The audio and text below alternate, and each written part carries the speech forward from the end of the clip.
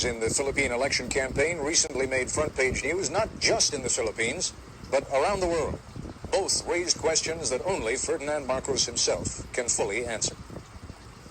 There have been repeated reports in this country by correspondents who say that your bodyguards have had to support you, quite literally, sometimes almost carry you, that you have been taken backstage and that apparently you've been getting shots of some kind or another, or dialysis of some kind or another. Your health has been very much an issue, sir. I wonder if you would react. Those are fabricated. I have never been supported by my guard. I have a limp on the left knee where I was wounded in Bataan by shrapnel. And occasionally when I'm tired, I do limp a little, but I don't need any support. And I am proud of that wound. I am proud that occasionally I must limp.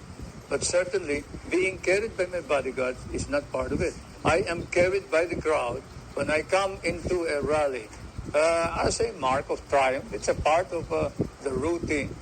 And those foreign correspondents who report that I go in for a shot, I wish they could come with me so that they can see that I have to change my underwear, my undershirt, because I have caught a cold speaking in the rain. And this irritating repetition of these legends and fables about my health is certainly getting to be very boring. Mr. President, you mentioned a moment ago having received a shrapnel wound at Bataan, and that this old war wound sometimes comes back to trouble you. That, of course, raises another issue that has been very much here in the American press over the last couple of weeks, both in the New York Times and in the Washington Post. Both of them have done extensive articles which suggest that your claims and the claims of your supporters that you are so highly decorated are fabricated claims. I don't think that is the story. It's a story about my guerrilla group. It's not about the medals. Even here, when the case of libel was filed, the publisher here did not question those medals. It's only you, Americans, who question it. I am not going to degrade myself by talking about those medals. If the American government wants them back, they can have them back. It's a good thing that we did not burn them. It's a good thing that we did not burn them at the end of the war when you refused to give us our back salaries and refused to recognize all of us, and we were not entitled to education benefits, we were not entitled to medical benefits. But I was one of those who stopped our people from turning communist, especially the veterans, because we did not fight for communism, we fought for freedom. Now I wonder whether we also fought for the Americans and the American flag, to which we had sworn when MacArthur inducted us into the USAFE. I have no regrets, however, about having fought in Bataan. I have no regrets about fighting beside American soldiers. I have no regrets about fighting under American officers. And probably if our country were ever to be attacked again, I would do the same thing. But I would certainly raise some questions about the conduct of the American government in relation to the veterans of the last war. I am certainly very disappointed.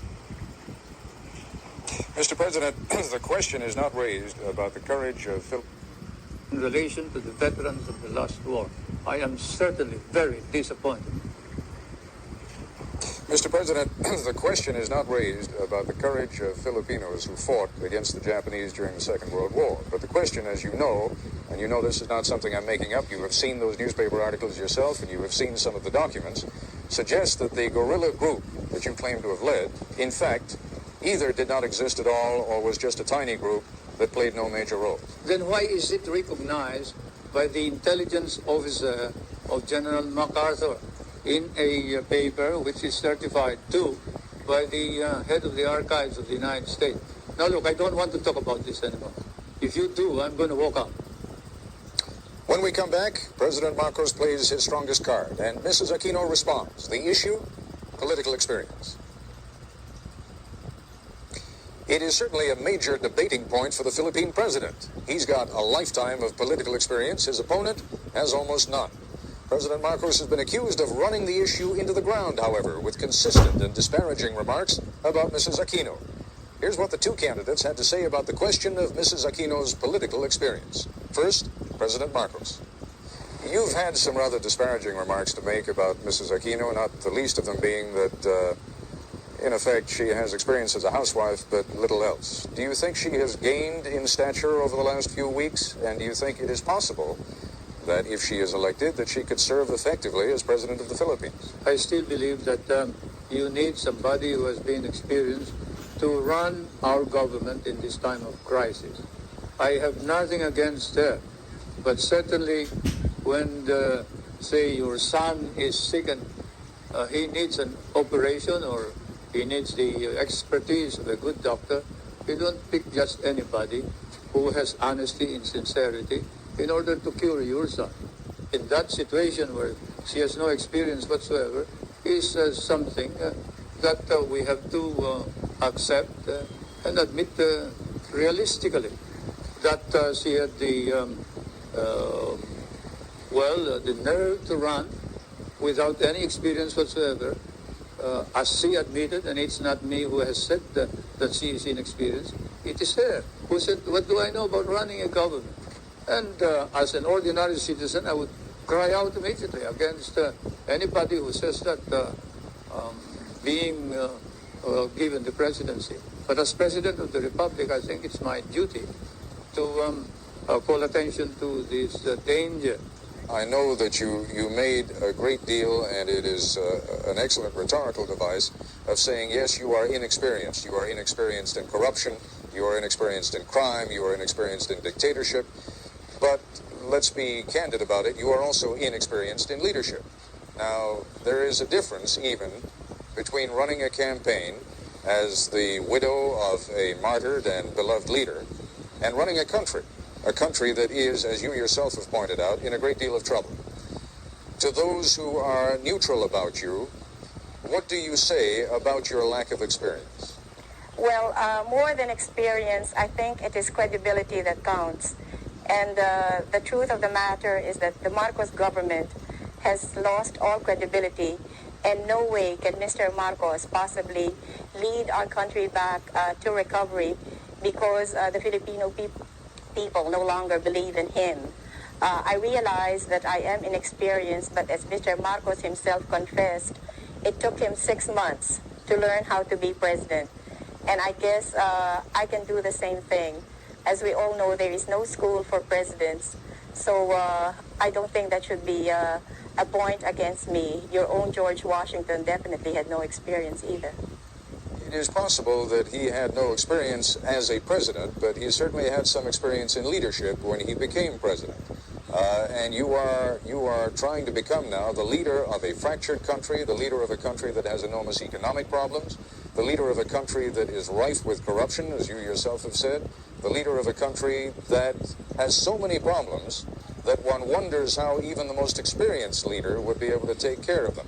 I don't mean to harp on it, but it is the central issue of the campaign against you. And what I would like you to focus on for a moment is not you simply as an alternative to President Marcos, but you on your own merits. I realize how many people may think that I am not, the perfect solution to everything, but let's just say I am the best available solution to our problem. There are a great many people within your own coalition, within your own party right now, who see you as a useful device for getting rid of President Marcos, but who may have plans of their own for then shuttling you aside and having used you, then taking over power themselves. How would you prevent that from happening? Nobody can use me, and I showed this very clearly when I insisted that I would be the presidential candidate. I mean, if people wanted me to defeat Marcos, they would have to do it my way. And you can ask the politicians, the leading politicians in the opposition, how I was able to get all of them to agree that I would be the presidential candidate and not anybody else. Otherwise, we would have had 2 candidates instead of just 1. Again, Mrs. Aquino, the point I'm making is that I can see why they would be willing to stand aside for the immediate goal of getting President Marcos out of the way. But now we're talking about real power. Now we're talking about the power of governing and leading the Republic of the Philippines. And my question is, are you confident that you can continue to rule even when some of these people are going to be trying to take power away from you? Yes, I'm very confident of that because there were no deals involved when I ran for president. So nobody has a hold on me. I am my own person. I intend to continue being that kind of person. As I said, I don't owe anybody any favors. When we come back, how the two candidates intend to deal with an issue of crucial strategic importance to the United States, the future of U.S. bases in the Philippines.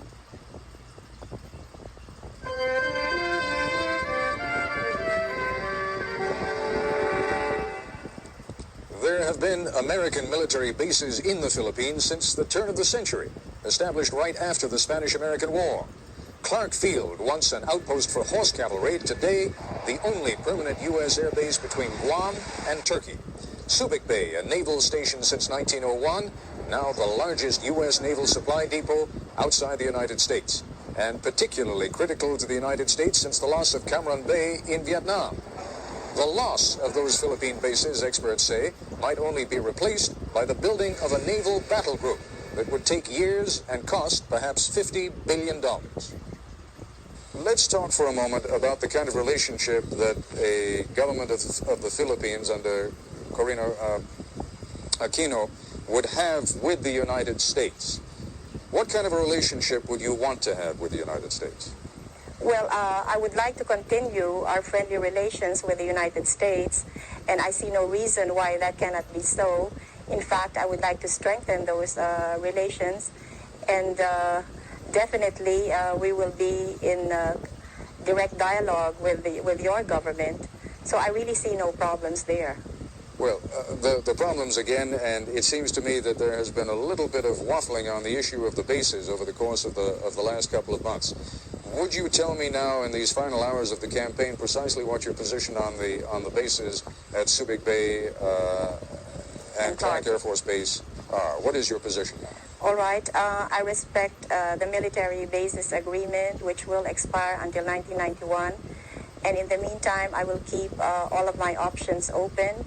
I know that no sovereign state can ever allow any part of its territory to be in the perpetual possession of a foreign power. And I think no ally of ours will be demanding this of me. I am not hearing from you the kind of reassurance that I think Washington really wants to hear. Now, obviously, you're under no compulsion to give it, but I wonder whether that is deliberate.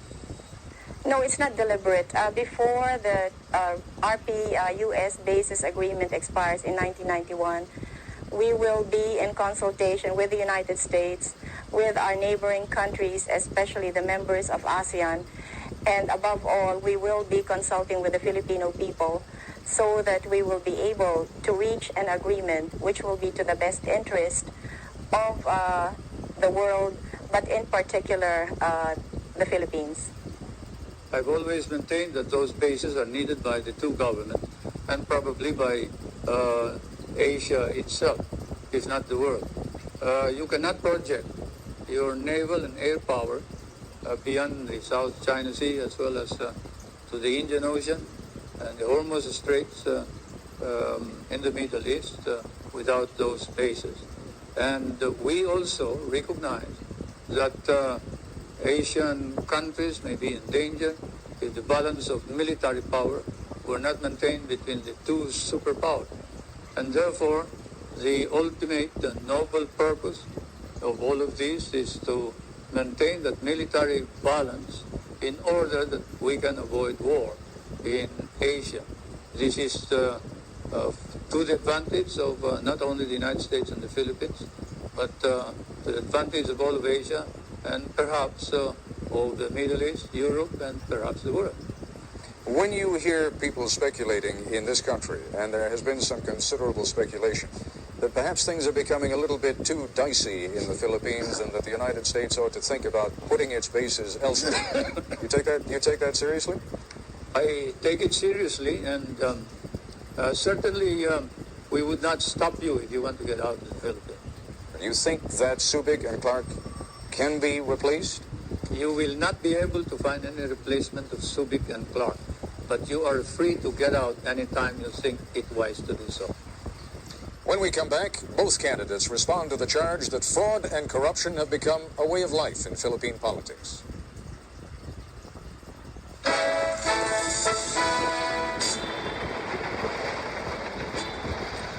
In a moment, we'll hear Mrs. Aquino respond to the charge of election fraud on the part of her followers. But first, some more detailed charges that have been leveled against President Marcos.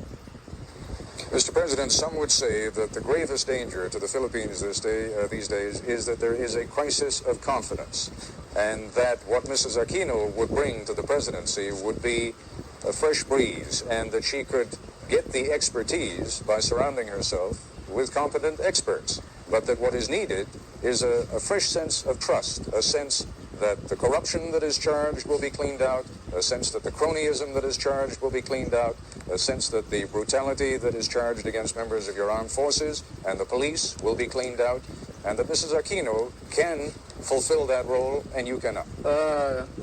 You, sir, are guilty of speculation and making allegations that are not proved by evidence.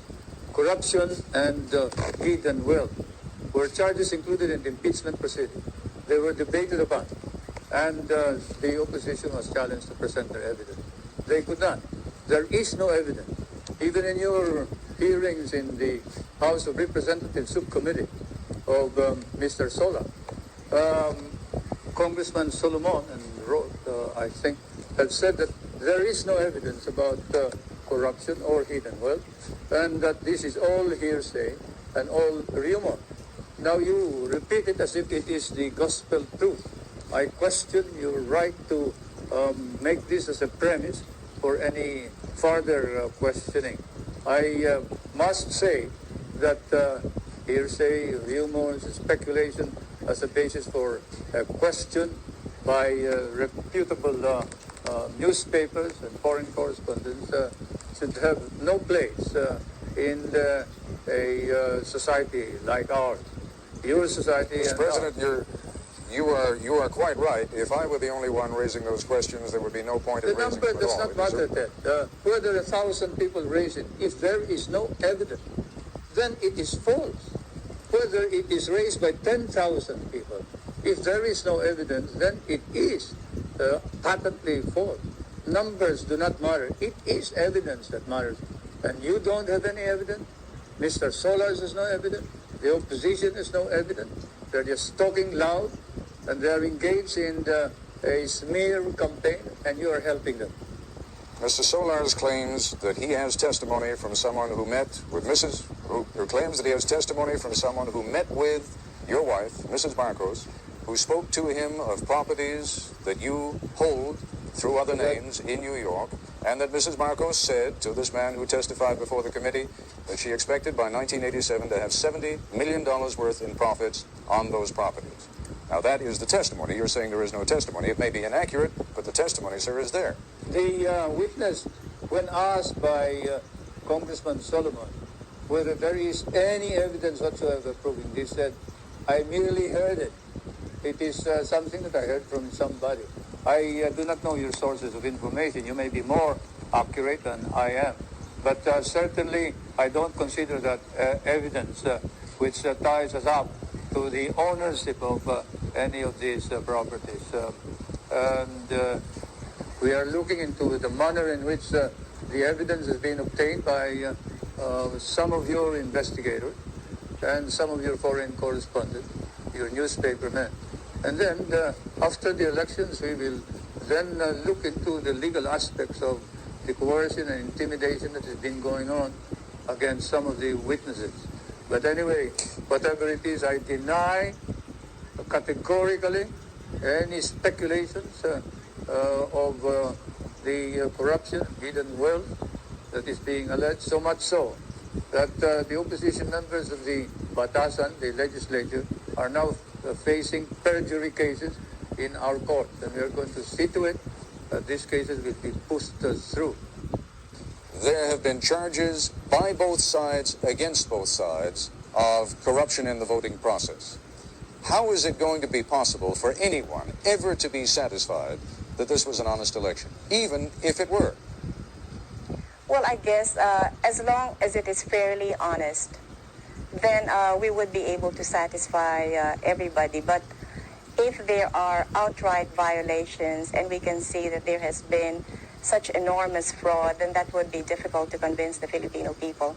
But as I said earlier, since there are so many people personally involved in these elections, then we will see people power working to make sure that we get as clean and honest elections as possible. How much fraud, how much corruption in the process are you prepared to accept? Well, that all depends, Ted. Naturally, I cannot envision what Mr. Marcos is going to do. So I cannot say right now just what it is that I will be able to accept or what I will totally reject. There is an enormous difficulty in ever reaching a decision on how much fraud there has been. Both sides are going to claim it. We know that already. Your side's going to claim it. His side is going to claim it. How is it ever going to be possible to reach an understanding on what happened and how much fraud there was? Well, Ted, we all know who is the real power in this country, and it's a one-man power. So since he controls almost everything in this country, it is really unthinkable that we in the opposition, can manage cheating the way he is accusing us of. He controls COMELEC, and he has all of the government forces behind him. So how can he possibly accuse us of committing fraud? Well, if he has all the power, as you say, and if you already believe that he is committed to win this election by whatever means he can, then how is it possible that you're going to win? Well, as I've been saying all along, it's people power that has finally emerged in this past campaign.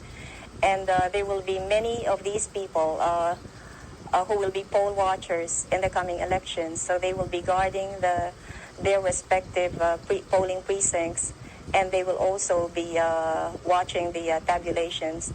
So I am counting on all of these people to help us get an accurate count.